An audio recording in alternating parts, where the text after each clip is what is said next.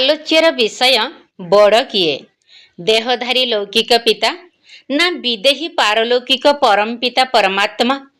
आमे काहार मतरे चलिबा, काहार आज्ञाकारी हेबा?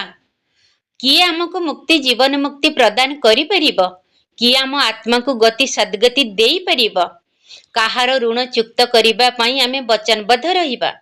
आमे काहाठारे उत्तरदायी रहिबा? तो ए सबु विषय वस्तु को जानिबा पई हेले आमको भारतीय संस्कृति उपरे आलोकपात करिबाकू हेबो। भारतीय संस्कृति रे एक व्यक्ति विशेषकर 4 प्रकारर ऋणग्रस्त हुए बोली कहा जाए। प्रथम हैला देवऋण। देवऋण माने ईश्वरंक आराधना। द्वितीय रे ऋषि ऋण, उच्च विद्या प्राप्ति करिबा। तृतीय रे मानव ऋण, मानवतार सेवा करिबा पई चुक्ति करा जाए। चतुर्थरे पितृऋण।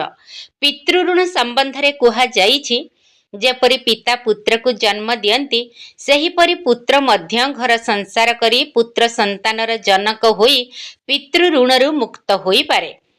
प्रजापिता ब्रह्मा कुमारी ईश्वरीय विश्वविद्यालयर बहु भाई भौणी बाल ब्रह्मचारी। सेथिपई अनेक तांको प्रश्न करिथांती जे ब्रह्मचारी रही आपण पितृऋणरु किपरि मुक्त हेबे? एही प्रश्नर उत्तर जानिबा पई आमको भारतर राजनैतिक सांस्कृतिक इतिहास उपरे दृष्टि निक्षेप करिबाकू हेबो। जैन और बौद्ध धर्मावलंबीक मतरे ब्रह्मचर्यर महत्व कौन? आमे समस्ते जानिछे शास्त्र रचना समय रे संसारर जनसंख्या बहुत कम थिला।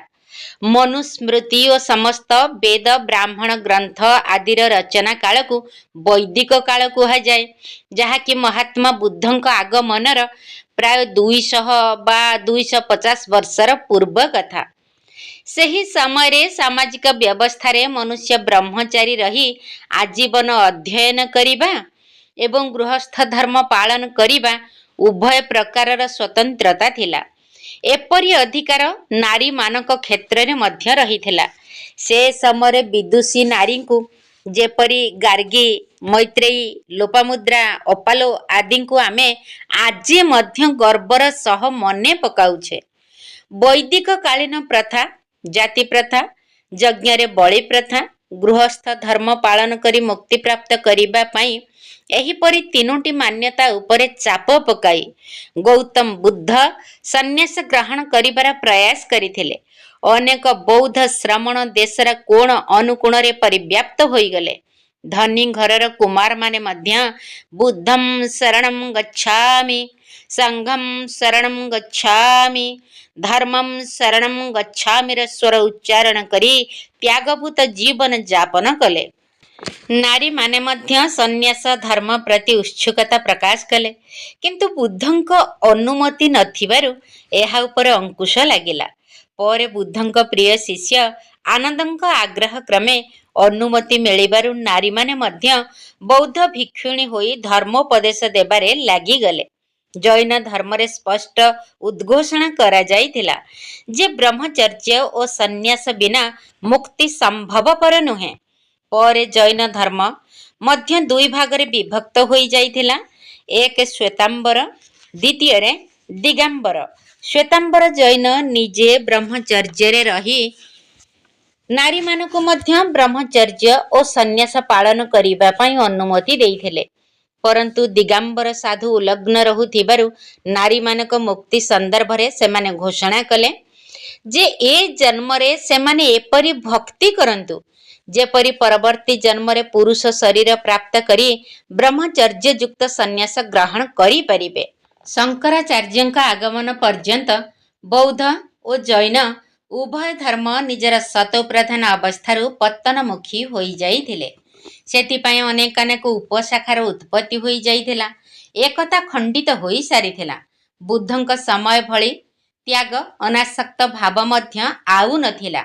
बौद्ध धर्मर एक शाखा सन्यास बिना मध्य मुक्ति प्राप्त करिबार सिद्धांत निर्माण करि देइथिला।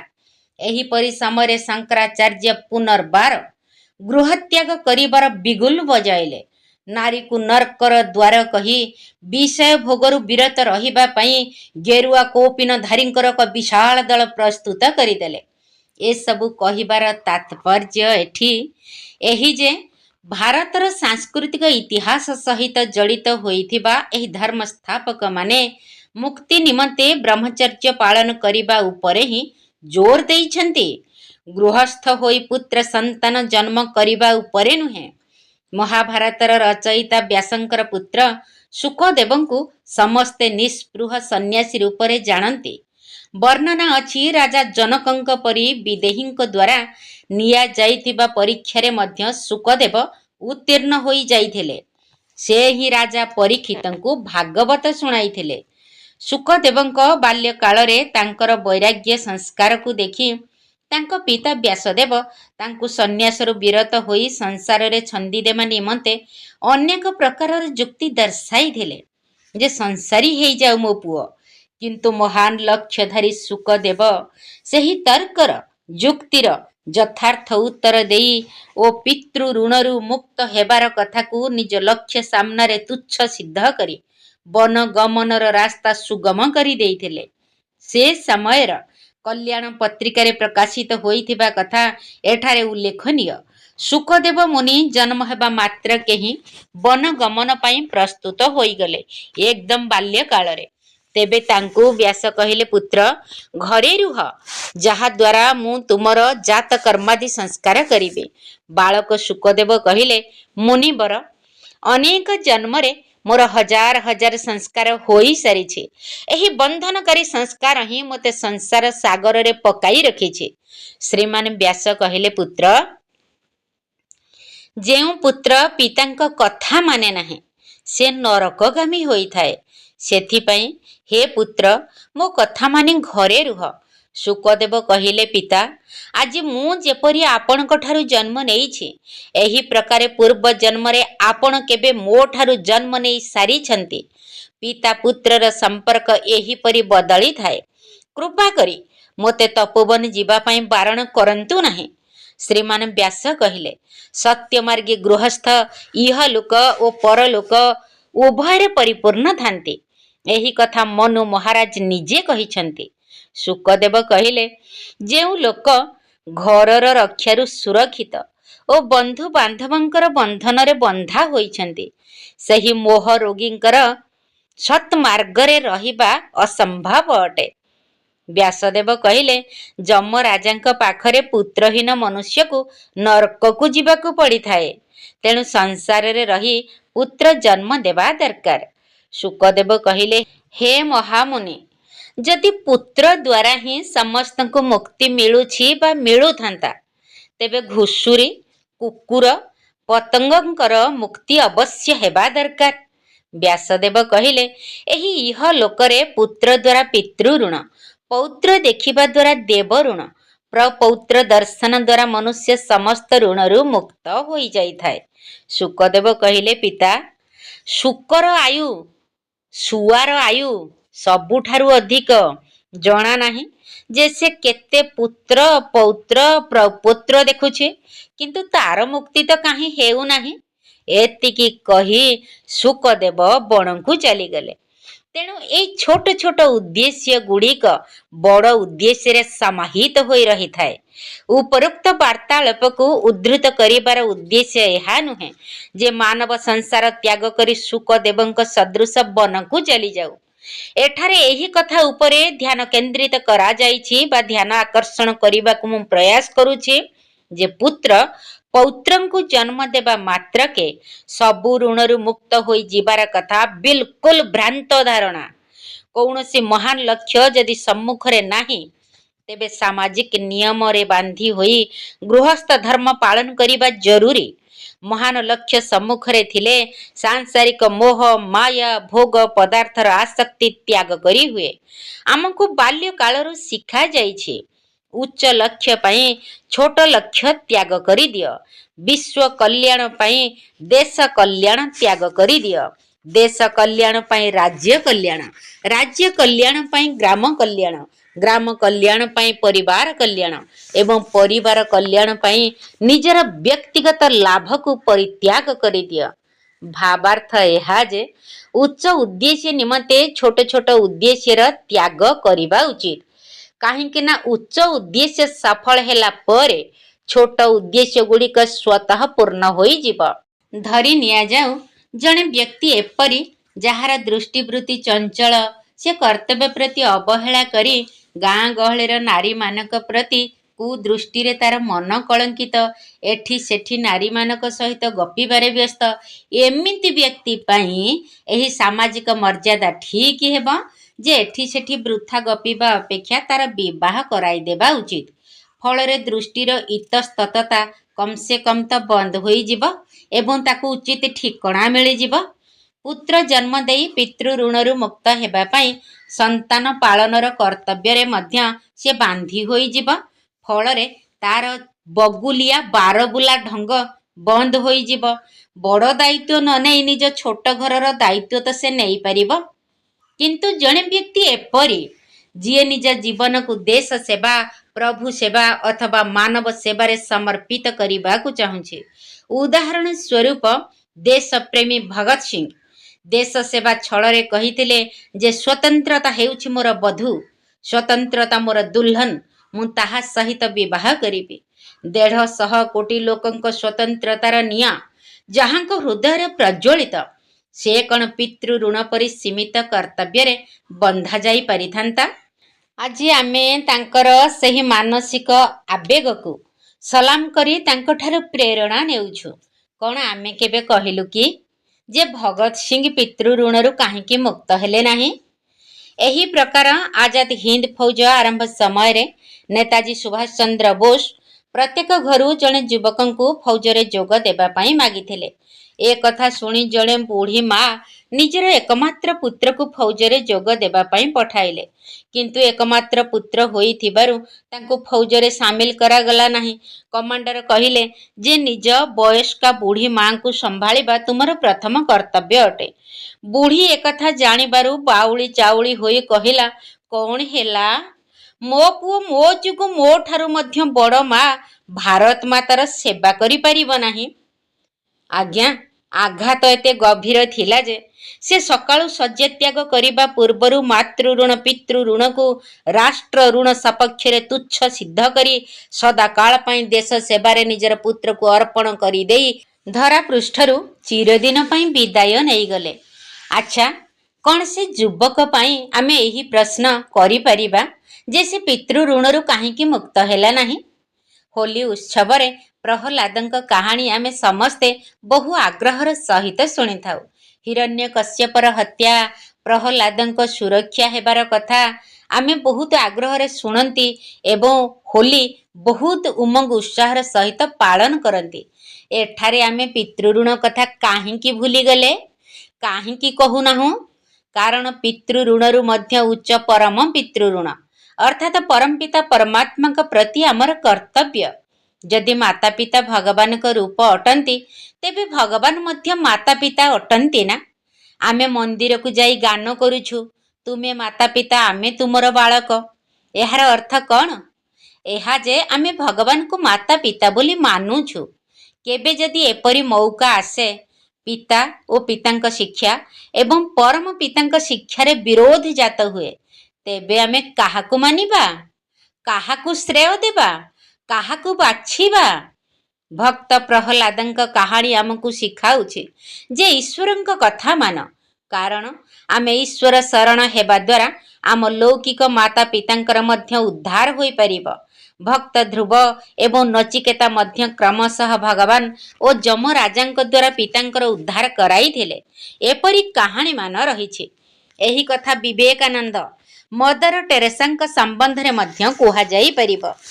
ଏହି ସଂସାରରେ କେତେ ଭଉଣୀ ନାହାନ୍ତି ସତେ, ଯିଏ ବିବାହ କରି ଗୋଟିଏ ବା ଦୁଇଟି ସନ୍ତାନକୁ ଜନ୍ମ ଦେଇ ଗୌରବ ଅନୁଭବ କରୁଛନ୍ତି? କିନ୍ତୁ ମଦରଙ୍କୁ ଏହି ଗୌରବ ତୁଚ୍ଛ ଲାଗିଲା। ସେ ସମ୍ପୂର୍ଣ୍ଣ ଜଗତର ଅସହାୟ, ପୀଡ଼ିତ, ଦୁଃଖୀ, ପରିତ୍ୟକ୍ତ ରୋଗୀମାନଙ୍କର ମା ହୋଇ କୋଳେଇ ନେଲେ।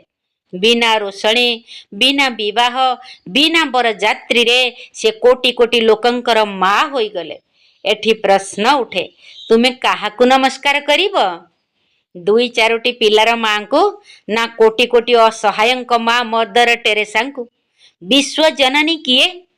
कौन तुमे केबे कहिब कि मदर पितृ ऋणरू मुक्त होई नाहंती? विवेकानंद भारतर नाम विश्वरे चमकाई देले। कौन तुमे कहिब कि जे विवेकानंद मांक सेवा करी नाहंती, गृहस्थ होई नाहंती, मांक कथा मानि नाहंती? सतरे कौन पितृ ऋण परिशोध बा पितृ ऋणरू मुक्त हेबा उद्देश्य आजिर संतान जन्म नेउछंती? केते अवैध संतान जन्म हेउछंती जे कूलर ऋण चुक्त करिबा बदଳରେ ऋण भार बढ़ाउछंती। केतेक जन्म नेई असहाय वशतः मृत्युवरण करुछंती। आउ केते संतान समाज और देश पई घातक हेबा जुगु जेल रे दिन काटुछंती। केतेक संतान वेश्यावृत्ति, हिंसा, उग्रवाद, देशद्रोह रे संलग्न होई कुल कलंकित हेउछंती। केतेक संतान भोकिला पेटरे नग्न बदନରେ गଳିर भुकिला कुकुर परी खंडिए रोटी निमंते घूरी बुलुछंती। एपरी विभत्स दृश्य को देखि मध्य आमे कौन पितृ ऋण नाम वृथारे संतान जन्म करिबार पूर्वाग्रह पालन करिबा अथवा समय अनुसार एहाठारु आगकु किछि भाबिबा चिंता करिबा पई प्रस्तुत हेबा दरकार। अच्छा कहिले देखि हमर केते जण पिता अछंती? मानव को जन्म देउथिबा पिता जणे, किंतु मानव केवल देह नुहे, देह भितरे आत्मार मध्य निवास रहिछि। पुणी जीवित मानव को बुद्धि, सभ्यता, संस्कृति, स्वतंत्रता आदि जरूरी। एହାର अर्थ शरीरर पिता, नगरर पिता, धर्म पिता, बुद्ध एवं नानकଙ୍କ आदि, पुणी विश्वपिता, परम पिता, परमात्मा शिव आदि अनेक पिता होई गले ना? तेबे कौन मानव केवल जणे पिता प्रति उत्तरदायी अटे? क्रमानुसारे रखागले शरीर पितांकर नंबर सबुठारु शेषरे आसुछि। सर्वप्रथमे विश्व पिता, तापरे धर्म पिता, पुणी राष्ट्र पिता, तापरे नगर पिता एवं शेषरे शरीर पितांकु स्थान दिया जीव। एही अर्थरे परमात्माकर आज्ञा सर्वोपरि अटे। ब्रह्मचर्य पालन करी मानव मात्र को आध्यात्मिक रूप से सशक्त करिबा पई निजर शरीर, मन, धन, श्वास, संकल्प, धारणार से आज्ञा देउछंती। तेबे कौन आमे एही आज्ञा पालन करिबा नाही? कौन भगवान कल्परे केवल थरे मात्र आसी एही प्रकारर आह्वान करिछंती, तांको कथा आमे शुणिबा नाही? पितृ ऋण को चुक्त करिबा पई आमे पूर्व 63 जन्मधारी लागिथिले, तेबे कौन आमे चुक्त कले? आमे पितृ ऋण चुक्त करी सेथिरु मुक्त हेले? मुंड उपरे तो अधिकरु अधिक बोझ थिबारु उद्वेग। वास्तव में पितृ ऋणर अर्थ हेउछि जेपरि पिता आमर लालन पालन कले आमे मध्य समर्थ होई अन्य पाई किछि करिबा, एथिपाई निजर संतान जन्म करिबा अनावश्यक। इतिहास रे उल्लेखनीय राज संतान रक्षा निमंते धाईमा पान्ना निज संतान को आखि आगरे मरण मुह को ठेली देले। सेथिपाई तो कुहा जाए, जब तक सूरज चांद रहेगा धाई माँ पाना तुम्हारा नाम रहेगा। किंतु भगवान कहउछंती एवं समयर आह्वान जे भारत को स्वर्ग करिबा पई निजर ओज ओ तेज को संतान उत्पत्ति रे नष्ट न करी संसार रे उपस्थित लोकंक कष्ट दूर करिबारे लगाओ। एही अंतिम जन्म रे ब्रह्मचर्य बल, जोग बल एकत्र कर। एही बल द्वारा संसारर मानव तत्व समस्तंकर सत्व गुण रे परिवर्तन हेब। सत्व गुणी सृष्टि रे श्री लक्ष्मी श्री नारायणकर राज्य हेब। सेठाकार गृहस्थरे ब्रह्मचर्य रहिब, तेणु सेठार राजकार्य सबु निर्विघ्न रे चलिब। सही सृष्टि को जीवा पाई योग्य हेबा पाई ही ब्रह्मा कुमार कुमारी भाई भौणी माने स्वेच्छा रे पवित्रतार व्रत धारण करुछंती। परम पितांक प्रति निजर ऋण चुक्त करिदेले शरीरर पितांक ऋण चुक्त होईगला बोली भाबी नियो। बड़ बापांक कथा मानिले सान बापा स्वतः ही राजी होई जिबे। एहा ही प्रकृतिर नियम।